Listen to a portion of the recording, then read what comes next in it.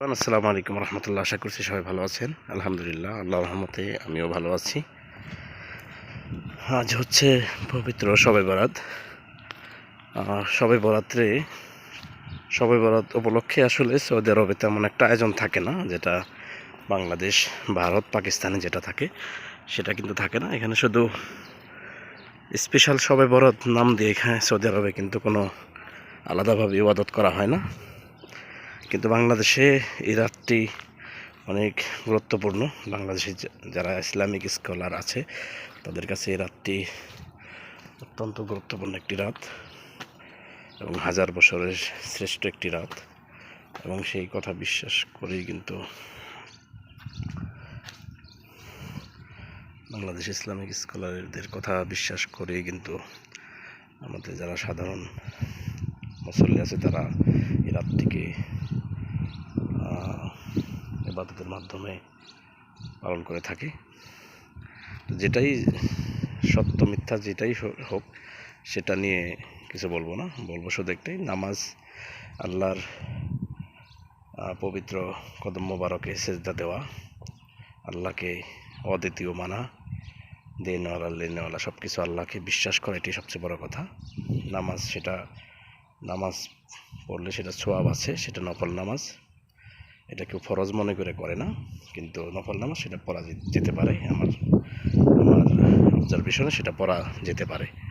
তো আমরাও পড়েছি, যখন আমরা বাংলাদেশে ছিলাম তখন আমরাও প্রতি শবে বরাতে পড়তাম।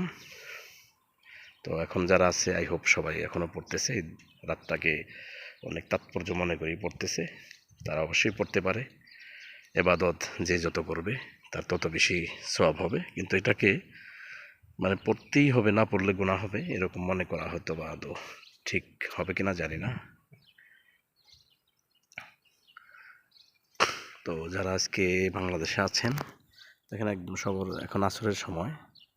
গতকালকে স্বভাবত রাত ছিল সৌদি আরবে, কিন্তু একদম স্বাভাবিক সব কিছু দেখেছি। তো সামনে রমজান আসছে, তবে রমজানের যে ফজিলত সেটা কিন্তু অনেক রয়েছে, এবং রমজান উপলক্ষে সৌদি আরবের ব্যাপক প্রস্তুতি রয়েছে। মুসল্লি যারা আছে তাদেরও প্রচুর পরিকল্পনা রয়েছে কীভাবে তারা ইবাদত করবে, আল্লাহর সান্নিধ্য, আল্লাহর নৈকট্য কীভাবে লাভ করতে পারবে রমজানে, সেটা কিন্তু তারা প্রপার একটা প্রিপারেশন নিচ্ছে। ওকে, যারা বাংলাদেশে আছেন তারা অবশ্যই আজকের রাতটাকে ইবাদতের মাধ্যমে কাটিয়ে দিবেন। আশা করছি আপনাদের এই ইবাদতের মাধ্যমে কালকে আমাদের ময়দানে নাজাতের ওসিলা হতে পারে। আল্লাহ আপনাদের কবুল করুক, সারা পৃথিবীর মানুষকে আল্লাহ কবুল করুক। আল্লাহ রাব্বুল আলামিন সবাইকে, সকল মুসলমানদেরকে গুনাহ খাতা মাফ করে জান্নাতের প্রবেশ করাবেন, সেই আশা ব্যক্ত করে এখনকার মতো বিদায় নিচ্ছি। আল্লাহ হাফিজ। আর যারা চ্যানেলটিকে নতুন আছেন অবশ্যই চ্যানেলটিকে সাবস্ক্রাইব করে রাখবেন, যাতে করে পরবর্তী ভিডিওর নোটিফিকেশন সবার আগে আপনার কাছে পৌঁছে যায়। ভালো থাকেন, সুস্থ থাকেন। আল্লাহ হাফিজ।